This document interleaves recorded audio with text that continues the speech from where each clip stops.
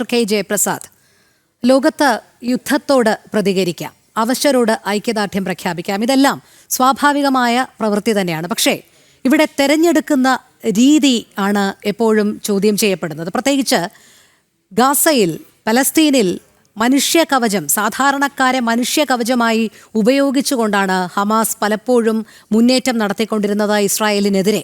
എന്ന് മാത്രമല്ല, ഇസ്രായേലിലെ സാധാരണക്കാരെയാണ് അവർ പിടിച്ചുകൊണ്ടുപോയി ബന്ദികളാക്കിയത്. ആ പലസ്തീനോട് അല്ലെങ്കിൽ അവരോട് ഐക്യദാർഢ്യം പ്രഖ്യാപിക്കണം എന്ന് CPM ആഹ്വാനം ചെയ്യുമ്പോൾ എന്തുകൊണ്ട് മറ്റ് ആഗോളതലത്തിൽ നടക്കുന്ന സമകാലിക വിഷയങ്ങൾ കൂടി അവരുടെ ശ്രദ്ധയിൽപ്പെടുന്നില്ല? അപ്പോൾ നമ്മൾ നേരത്തെയൊക്കെ ചർച്ച ചെയ്തതുപോലെ ഇതിലേതെങ്കിലും രീതിയിലുള്ള ഒരു പ്രീണന സ്വഭാവം ഉണ്ടോ? ഇത്തരമൊരു തുറുപ്പുചീട്ട് ഇടുന്നതിലൂടെ കുറച്ചുപേരെയെങ്കിലും തങ്ങൾക്ക് കയ്യിലേക്ക് എടുക്കാം എന്നുള്ളൊരു കരുതലിൽ നിന്നാണോ അവർക്ക് ഈ ഒരു വിഷയത്തിൽ മാത്രം ഈ മുറവിളി ഇങ്ങനെ തുടർന്നുകൊണ്ടിരിക്കുക, ഇടയ്ക്കിടയ്ക്ക് അത് പ്രോത്സാഹിപ്പിക്കുക തുടങ്ങിയ നയങ്ങൾ വച്ചു പുലർത്തുന്നത്? നമ്മൾ ഈ വിഷയം ചർച്ച ചെയ്യുമ്പോൾ നമ്മൾ CPMൻ്റെ പരിമിതി മനസ്സിലാക്കണം. കാരണം ഇന്ന് ദേശീയ തലത്തിൽ 2% താഴെ വോട്ട് ഷെയർ മാത്രം ഉള്ളൊരു പാർട്ടിയാണ് CPM. ഫലത്തിൽ CPM എന്നൊരു കേരള സെൻട്രിക് പാർട്ടിയാണ്. അപ്പോൾ കേരളത്തിൻ്റെ രാഷ്ട്രീയ ആവശ്യത്തിന് വേണ്ടിയിട്ട് കേരളത്തിലെ 29% വരുന്ന മുസ്ലിം സമൂഹം അത് കേരളത്തിലെ തിരഞ്ഞെടുപ്പിൻ്റെ ഗതിയെ നിർണ്ണയിക്കാൻ പ്രാപ്തമായ അല്ലെങ്കിൽ ആ തരത്തിൽ ടാക്ടിക്കൽ വോട്ടിംഗ് നടത്താൻ കഴിവുള്ള ഒരു സമൂഹമാണ്. കഴിഞ്ഞ 4 തിരഞ്ഞെടുപ്പുകൾ നമ്മൾ പരിശോധിച്ച് കഴിഞ്ഞാൽ മനസ്സിലാവും.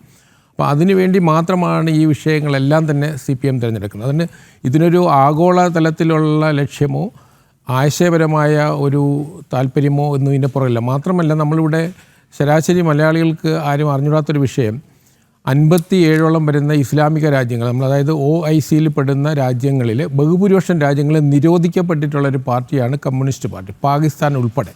അപ്പോൾ എടുത്തു പറയേണ്ട വസ്തുത, പാകിസ്ഥാനിന് വേണ്ടിയിട്ട് പ്രമേയം പാസ്സാക്കിയത് സപ്പോർട്ട് ചെയ്തുകൊണ്ട് പ്രമേയം പാസ്സാക്കിയ ഒരു പാർട്ടിയാണ് ഇന്ത്യൻ കമ്മ്യൂണിസ്റ്റ് പാർട്ടി.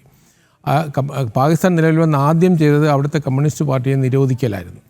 അതുപോലെ ഇറാനിയൻ റവല്യൂഷന് ഏറ്റവും കൂടുതൽ പിന്തുണ കൊടുക്കുകയും ഇറാനിൽ സാമാന്യം ജനപിന്തുണയുള്ളൊരു പ്രസ്ഥാനമായിരുന്നു കമ്മ്യൂണിസ്റ്റ് പാർട്ടി.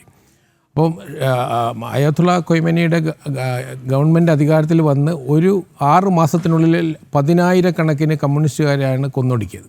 അപ്പോൾ ലോകത്തിലെ ബഹുഭൂരിപക്ഷം രാജ്യങ്ങളിലും, ബഹുഭൂരിപക്ഷം ഇസ്ലാമിക രാജ്യങ്ങളിലും, ഏതാനും ജനാധിപത്യ അല്ലെങ്കിൽ സെക്കുലർ ആയിട്ട് കണക്കാക്കുന്ന ചില രാജ്യങ്ങളൊഴിച്ച് മറ്റെല്ലാ സ്ഥലങ്ങളിലും കമ്മ്യൂണിസ്റ്റ് പാർട്ടിക്ക് പ്രവർത്തന സ്വാതന്ത്ര്യം പോലും ഇല്ല. അപ്പോൾ ആ തരത്തിൽ അപ്പം ഇസ്ലാമിക തീവ്രവാദത്തെയും രാഷ്ട്രീയത്തെയും ഒക്കെ സപ്പോർട്ട് ചെയ്യുന്നത് കേരളത്തിലെ നിലനിൽപ്പിന് വേണ്ടി കണ്ടാൽ മതി. മറ്റൊന്ന്, ഇസ്രായേലിനെ സംബന്ധിച്ചിടത്തോളം നമ്മൾ ഒരു രാജ്യം, നമ്മുടെ പൊളിറ്റിക്കൽ സയൻസിൽ നമ്മൾ ഒരു രാഷ്ട്രം എന്തിനാണ് രൂപപ്പെടുന്നത്, അതിൻ്റെ പ്രഖ്യാപിത ലക്ഷ്യമെന്ന് പറയുന്നത് പൗരന്മാരുടെ ജീവനും സ്വത്തിനും സംരക്ഷണം കൊടുക്കുക എന്നുള്ളതാണ്.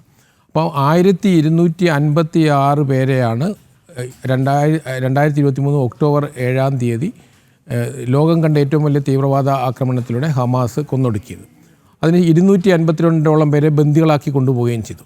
അപ്പോൾ നമ്മൾ 26 പേര് പഹൽഗാമിൽ കൊല്ലപ്പെടുമ്പോഴും നമ്മൾ പാകിസ്ഥാനിൽ ഓപ്പറേഷൻ സിന്ദൂറിലൂടെ നമ്മൾ സൈനിക നടപടി നടത്തിയ രാജ്യമാണ് നമ്മൾ. അപ്പോൾ ഇന്ത്യയെ സംബന്ധിച്ചിടത്തോളം 26 പേര് തീവ്രവാദികൾ കൊല്ലപ്പെട്ടപ്പോൾ നമ്മൾ പ്രതികരിച്ച രാജ്യമാണ്. അപ്പോൾ അവിടെ 1252 പേരെയാണ് കൊല്ലപ്പെട്ടതെന്ന് നോക്കണം. അപ്പോൾ അതിന് ഇതുവരെ ആയിട്ട് നേരത്തെ ഇവിടെ സൂചിപ്പിച്ചതുപോലെ തന്നെ ഈ വിഷയത്തെ എന്തുകൊണ്ട് ഹമാസ് ഇന്ന് ബന്ദികളാക്കുന്നവരെ തിരിച്ചു കൊടുക്കാനോ അല്ലെങ്കിൽ അത് ഒരു സമാധാനപരമായ രീതിയിലൂടെ ഈ അല്ലെങ്കിൽ സീസ് ഫയറിലേക്ക് എത്തുന്ന തരത്തിലേക്കുള്ളൊരു ശ്രമം നടക്കുന്നില്ല. മാത്രമല്ല, അതിനുള്ള ശ്രമങ്ങളെയൊക്കെ തന്നെ പരാജയപ്പെടുകയുണ്ടായത്. ഇപ്പം അന്താരാഷ്ട്ര തലത്തിൽ വളരെയധികം നേതൃത്വം നൽകിയിരുന്ന ഖത്തർ ഉൾപ്പെടെയുള്ള രാജ്യങ്ങൾ, ഈജിപ്റ്റ് ഉൾപ്പെടെയുള്ള രാജ്യങ്ങൾ, അമേരിക്കയുടെ ഭാഗത്തു നിന്നൊക്കെ ആ തരത്തിലുള്ള ഇനിഷ്യേറ്റീവ്സ് ഉണ്ടായി. പക്ഷേ അതെല്ലാം തന്നെ പരാജയപ്പെട്ടത് എന്തുകൊണ്ടാണ്? അപ്പോൾ അതായത് ഹമാസ് എന്ന് പറയുന്നത് ഒരു സേനയല്ല, അത് സാധാരണക്കാരെ മറവിൽ അല്ലെങ്കിൽ അവരുടെ ഷീൽഡാക്കി ഉപയോഗിച്ചുകൊണ്ടാണ് ഹമാസ് പ്രതികരിക്കുന്നത്.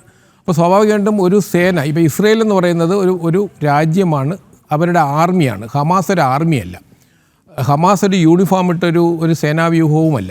അപ്പോൾ സാധാരണ ജനങ്ങളെ യഥാർത്ഥത്തിൽ ഹമാസ് കാരണമാണ് നിരപരാധികളായ കുട്ടികൾ അവിടെ കൊല്ലപ്പെടുന്നത്. അപ്പോൾ നമ്മൾ ഹമാസ് അല്ലെങ്കിൽ ഗാസയിൽ നടക്കുന്ന സാധാരണക്കാരൻ്റെ കൊലപാതകത്തിൽ നമ്മളെല്ലാവരും വേദനിക്കുന്നുണ്ട്. പക്ഷേ അതിൻ്റെ കാരണങ്ങളും കൂടെ നമ്മൾ ചർച്ച ചെയ്യപ്പെടണം.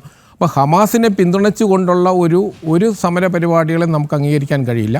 അതേസമയം അവിടെ ശാശ്വതമായ സമാധാനത്തിന് വേണ്ടിയിട്ടുള്ള ശ്രമങ്ങളുണ്ടാവണം. ഹമാസ് അതിന് വിലങ്ങുതടിയാണ്.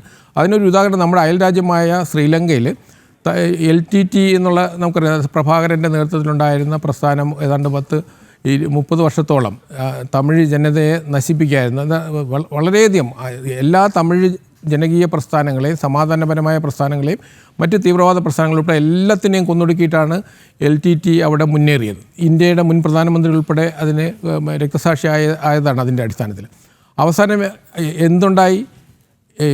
LTTയെ പൂർണ്ണമായിട്ടും അവിടെ നിന്ന് ഉന്മൂലനം ചെയ്തതിന് ശേഷമാണ് തമിഴ് ജനതയ്ക്ക് അവിടെ ഇന്ന് അവർ വിചാരിച്ച തരത്തിലുള്ള സ്വാതന്ത്ര്യം ലഭിച്ചില്ലെങ്കിൽ ഇപ്പോഴും ഒരു പരിധിവരെയെങ്കിലും മനുഷ്യാവകാശങ്ങൾ അവർക്ക് ലഭ്യമായത് LTTയെ പൂർണ്ണമായിട്ടും ഉന്മൂലനം ചെയ്തതിന് ശേഷം. അതുപോലെ ഹമാസിനെ പിന്തുണയ്ക്കുന്നത് നമ്മൾ തീവ്രവാദത്തെ ഏറ്റവും ശക്തമായ ഒരു തീവ്രവാദ പ്രസ്ഥാനമാണ് ഹമാസ്.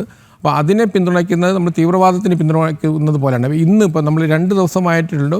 അപ്പം പാലസ്തീൻ ആക്ഷൻ എന്നുള്ള സംഘടനയെ ബ്രിട്ടൻ ഐകകണ്ഠേന ഏതാണ്ട് 26 പേരാണ്, അതിൽ പ്രധാനപ്പെട്ട പാർട്ടികളൊന്നും അതിന് പിന്തുണച്ചില്ല, പാർലമെൻറ്റ് അംഗീകരിക്കുകയുണ്ടായി. അപ്പം അവിടുത്തെ തീവ്രവാദ നിയമത്തെ അമെൻമെൻറ്റ് വരുത്തിക്കൊണ്ട് നിരോധിക്കുകയുണ്ടായി ഈ 2 ദിവസത്തിന് മുന്നേ.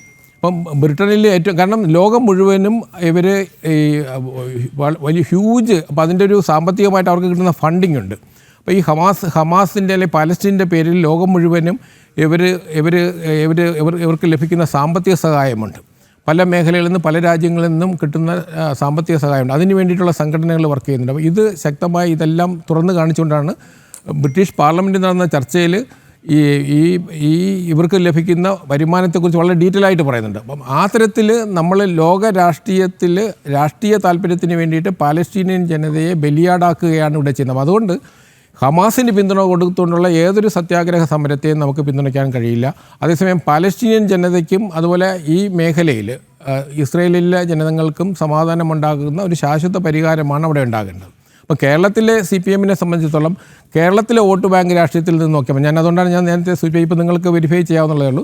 ഇപ്പോൾ നിങ്ങൾ ട്വിറ്ററിൽ, അതായത് Xൽ നമ്മളിപ്പം പരിശോധിച്ച് കഴിഞ്ഞാൽ CPMൻ്റെയും MA ബേബിയുടെ 2 പേരുടെയും പോസ്റ്റിങ്ങിൽ ഏതാണ്ട് 5000-ന് താഴെ മാത്രമാണ് വ്യൂവേഴ്സ് പോലും ഉണ്ടായിട്ടുള്ളത്. അപ്പോൾ ഇത് എന്ത് സ്വാധീനമാണ് നമ്മുടെ രാജ്യത്തുണ്ടാകാൻ പോകുന്നത്? നമ്മളിപ്പോൾ കേരളത്തിലായതുകൊണ്ട് നമ്മൾ ചർച്ച ചെയ്യുന്നത്. ഞാനതാണ് ആദ്യമേ സൂചിപ്പിച്ചത്.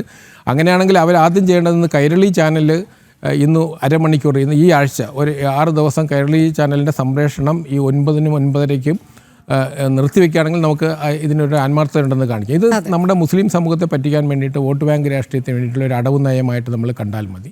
അതിനപ്പുറം ഇതിനൊരു യാതൊരു താത്വികമായ തലത്തിലോ അല്ലെങ്കിൽ ആശയപരമായ തലത്തിലോ ഇത് ചർച്ച ചെയ്യേണ്ട ആവശ്യമില്ലെന്നാണ് എൻ്റെ അഭിപ്രായം. അത് തീർച്ചയായും. ശ്രീ സതീഷ് വസന്ത്, നേരത്തെയും ആ ചോദ്യത്തിന് താങ്കൾ ഉത്തരം പറഞ്ഞില്ല.